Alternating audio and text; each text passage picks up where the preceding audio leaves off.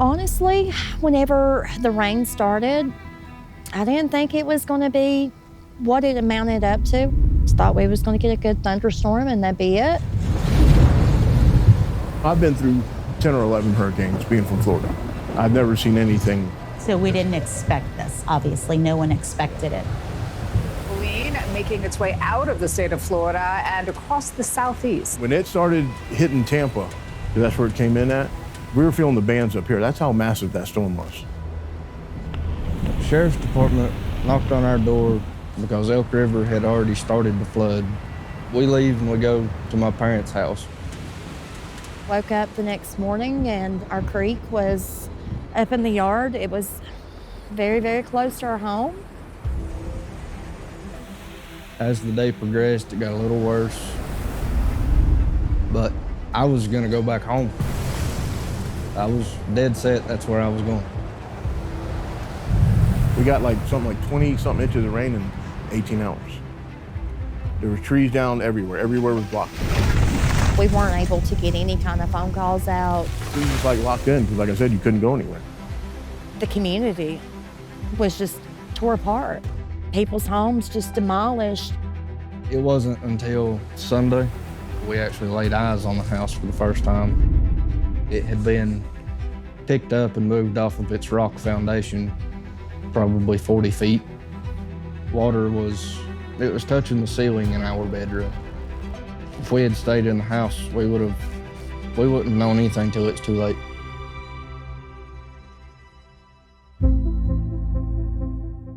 One year ago, nature's fury devastated Western North Carolina.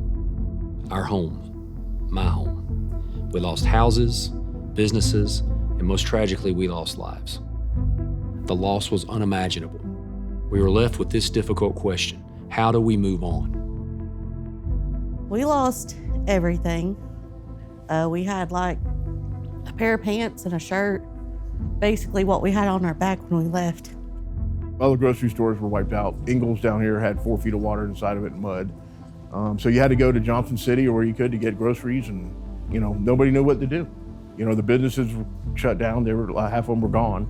Our whole water treatment plant for Banner Elk washed away. I've experienced floods before, but nothing to the extent of what Hurricane Helene amounted to.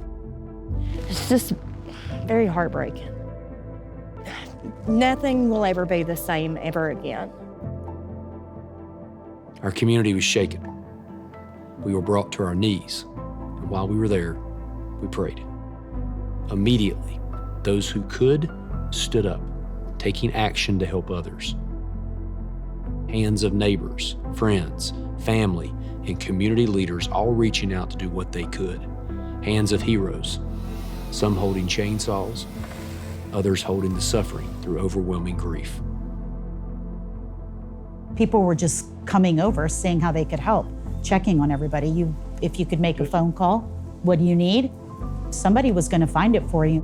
Everybody's just so close-knit. It's more of a family than anything the whole community is. People just showed up, with their chainsaws and everything, were cutting holes through the trees just so you could get through.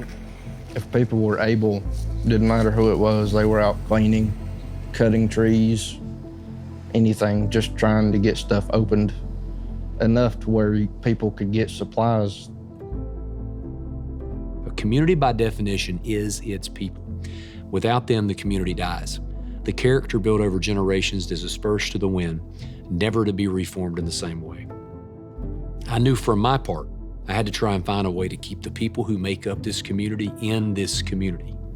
It is this community that formed who I am.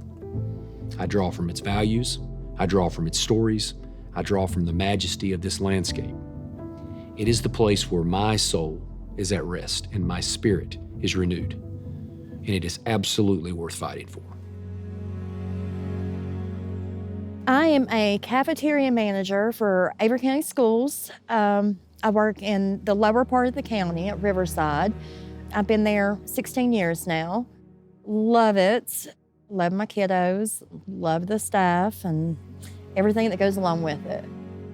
The best day at work would be just having my kids come up and hug me, tell me good morning, tell me, about their day, what makes them happy. That makes my heart smile. Some of these children don't get a meal at home. Some of these, some of them don't even get a snack at home. And for me to go in there and fix them a meal and watch them eat,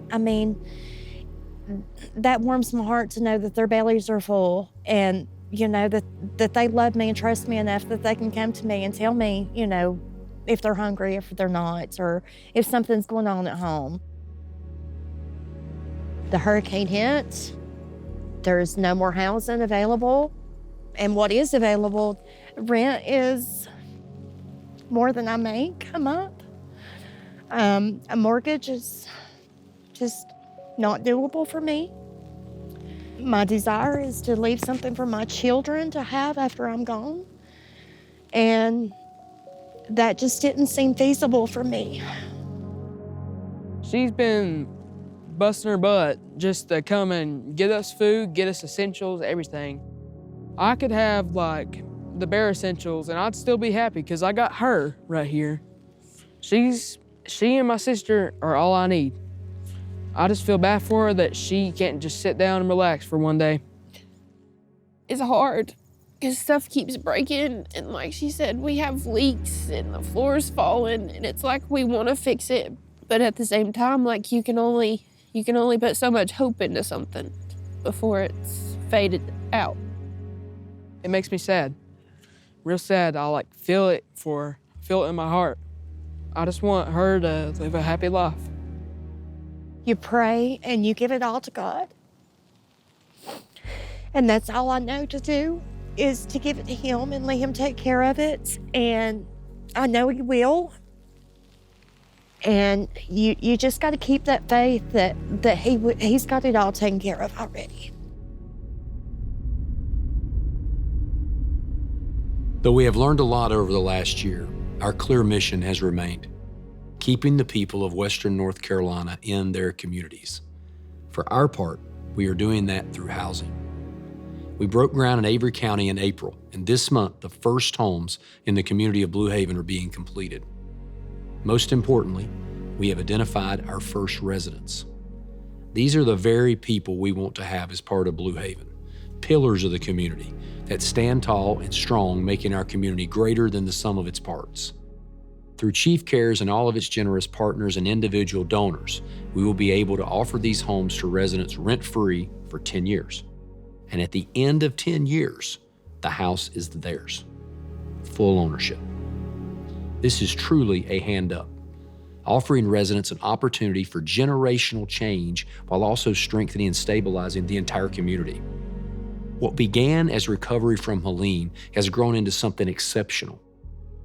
And with this growth, we are able to open the application process for Blue Haven residency to extraordinary pillars of this community.